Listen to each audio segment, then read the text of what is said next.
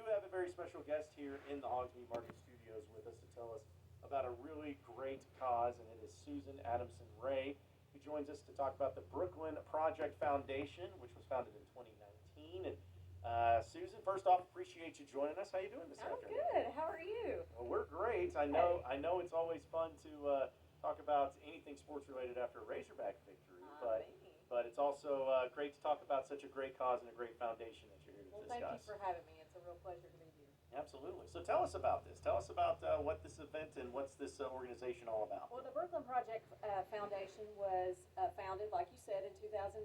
It's in memory of my daughter, Asher Brooklyn Ray. She was diagnosed with Ewing sarcoma at the age of 3.5. And Ewing sarcoma is the second most prevalent form of bone cancer among kids. And all Ewing sarcoma and all childhood cancers are very underfunded and under-researched. And so very early on in her journey, we decided we were going to try to do our part to make that a little less hard on families. And so in 2016, Arkansas Children's Hospital started the Innovative Therapeutics Program, and Asher was the very first patient in that program. And so all the money that we raise through the Brooklyn Project Foundation goes right back to Arkansas Children's Hospital through the Innovative Therapeutics Program. And some of the fundraisers that you've had success every year. You keep raising more money each and every year, and you have some great projects coming up where you have a couple of online events, and then the golf, tennis, and bago tournament. That's right. A big one. That's actually our biggest to date, and it grows exponentially every year. This year we have a lot more sponsors than we've had in the past. We have actually maxed out our golf tournament. It's at capacity this year. Last year was the first time that we have done a tennis tournament, and we did pretty good last year. But this year we've got a lot more doubles teams. And then bago is always a good time. You know, it's kind of the thing that somebody comes and plays when you don't play golf and tennis. So it's the one thing that I can play and that I enjoy, and so it's the one thing that everybody has a good time. I'd say you don't have to be necessarily gifted as an athlete, but you can also hold a beverage in one hand too while you're throwing the bags. That's exactly what I was about to say. You can hold a beverage in one hand and throw a bag in another, and it's a good time. So how competitive does tennis get, though? Because we know with golf, it can be competitive, and then people like to have fun. Same thing with bago, but when you bring in tennis, it really can get competitive. Well, fortunately, for all three of our events, we have all levels playing. So we have those that have just started. We had some tennis teams that signed up today that haven't even ever played in a tennis tournament, and they signed up, and you're going to get to play 2 rounds, no matter if you win or lose. So you know, we encourage people of all levels to come play. We give out first, second, and last place prizes just for that reason. We want people to come back year after year. We want them to know that, you know, what we're really doing is raising funds and awareness for childhood cancer research, and we want that to be as fun as possible. And so, you know, if you're all about winning, you know, good, that's great. There's going to be winners, of course, but what we really want to do is have a good time. Yeah, if I was out there doing tennis, I'd probably try to go in thinking I'm Djokovic, but then end up getting humbled very quickly in that. But it's good that there's options here, too, because like you were saying, it's, you know, not everybody may be a golfer. Maybe people don't like just staying out there for hours upon hours and getting frustrated at a game that they are not very good at. But to give the options to people to where no matter what, there's always something they can do to get involved. Exactly. And, you know, this year in particular, we brought in some other things. We're going to have a dunk tank out there. So, you know, if you don't play any of those events and you just want to come watch and you want to be able to participate, well, you can volunteer for our dunk tank, or you can volunteer to throw balls at our dunk tank. We have, you know, some community leaders that will be out there to help with that. You know, like Joe said, we have a couple online events too. We have the Native brand that, you know, most everybody in Central Arkansas is very aware of. We partnered with them last year, and we had a t-shirt and sweatshirts only last year. And we sold over 500 of those shirts, and we shipped them to 19 different states. So this year we added hats, and we also added youth sizes. And those will be available online through Native all through the month of September, which is Childhood Cancer Awareness Month. And then also Will's Cinnamon Shop in Hot Springs, they have generously put together a cookie box that you can have shipped to, all over the country, and it has 6 rainbow sugar cookies and 6 yellow crinkle sugar cookies. And the reason that they're yellow is because childhood cancer awareness color is gold. So you'll see go gold and go gold for childhood cancer, all over the state during this month of September. A fun day of golf, tennis, and bago.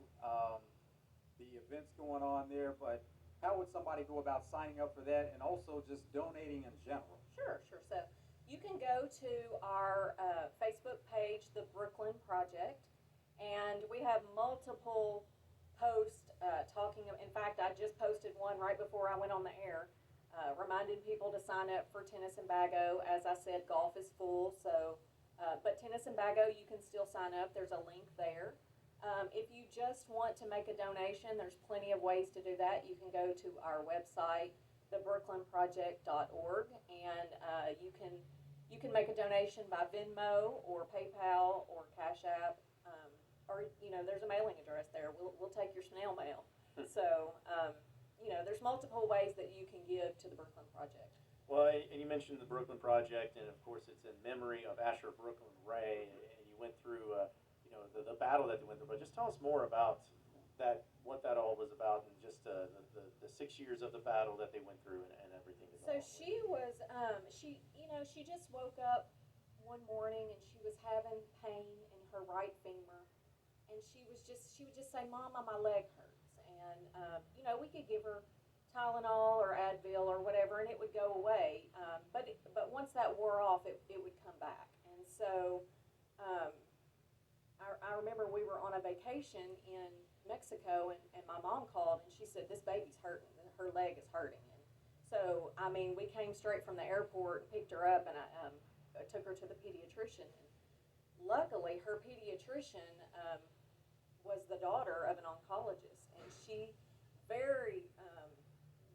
was very quick to take some blood work and to say, these labs don't look right. I'm going to get you an appointment with a bone tumor doctor at Arkansas Children's Hospital. And Dr. Corey Montgomery, he's one of the closest things that I know to an angel on earth. He took great care of us from the beginning, and they got right to work to try to figure out what was going on with her, while also trying to keep us calm. And they did a great job, and unfortunately we did find out, it took a few weeks, maybe 3 or 4 weeks, to figure out that she did have, in fact, Ewing sarcoma. And she had, the primary tumor was right there in her right femur, but she also had 9 nodules in her lungs. So it had already metastasized by the time we had found it. So it's a very aggressive, fast-growing, sneaky sort of cancer. And what we found out really quickly is because they say that Ewing sarcoma and so many other childhood cancers are rare, they're very underfunded and under-researched. And so what happens is, for the first year that Asher had treatment, she was taking chemotherapies that were anywhere between 20 and 50 years old. So, there were just no new treatments that were being offered to us. And so for probably 4 years, until she got into the Innovative Therapeutics program, they were just using these decades-old treatments that were really, really harsh. And she went through the first year 12 rounds of chemotherapy, and then she did 7 or 8 rounds of radiation, and she had a surgery where they actually took out a section of her femur and put in a cadaver bone. And we spent over 100 nights at Arkansas Children's Hospital in that first year. So it's a really grueling process, and it's hard on families, and it's hard on them financially, and it's hard on them emotionally. And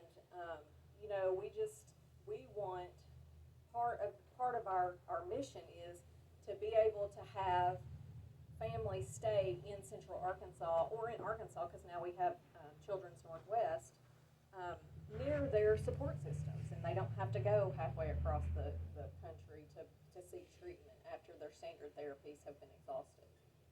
So it's a big deal.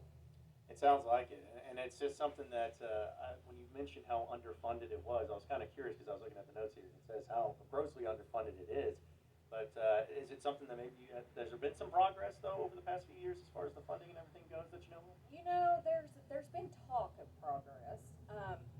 I think most of the progress happens through these programs like the Innovative Therapeutics program.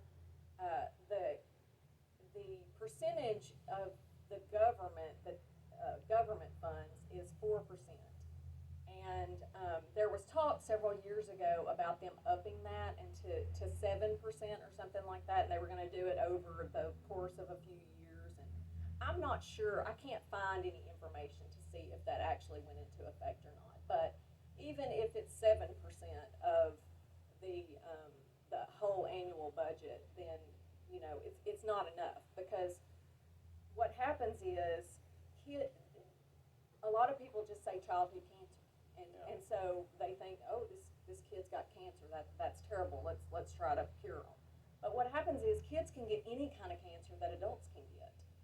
There's 12 primary forms of childhood cancer, and there's hundreds of different other kinds of cancers that fall under those 12 primary forms. And so you know, like breast cancer gets 50% of the government funding, and then lung cancer gets, I'm not sure, 25%, and then all the other kinds of cancers get that other 25%. And so, you know, childhood cancer is just a little tiny slice of that pie, and you know, they're just forgotten, basically. Well, Susan, we really appreciate you coming in, and just before we let you get out of here, just remind everybody, because this is a great cause with a lot of great events coming up, so if people want to get involved, people want to be a part of these events, just real quick remind them, best way to go about finding as much information on this as possible. Always the best way to be involved in our events is on our Facebook page. You can look at our website. We do have Instagram, but Facebook is where we tend to put, you know, the most information. And so if you want to sign up for golf, tennis, or bago, golf, it's over for you, but tennis and bago, you know, go ahead. And then also, you know, if there's information about purchasing native merchandise, you just go straight to their website, and Will Cinnamon Shop, just Google them, and you know, they have the cookie box available for shipment as well. So, and then you can just make a donation if you want to. We'll take that as well. Well, Susan, we appreciate you coming in and telling us about this. It's a great cause, and obviously September being Childhood Cancer Awareness Month, very big deal to many people, especially with you. So we appreciate you coming in and telling us about these great events going on.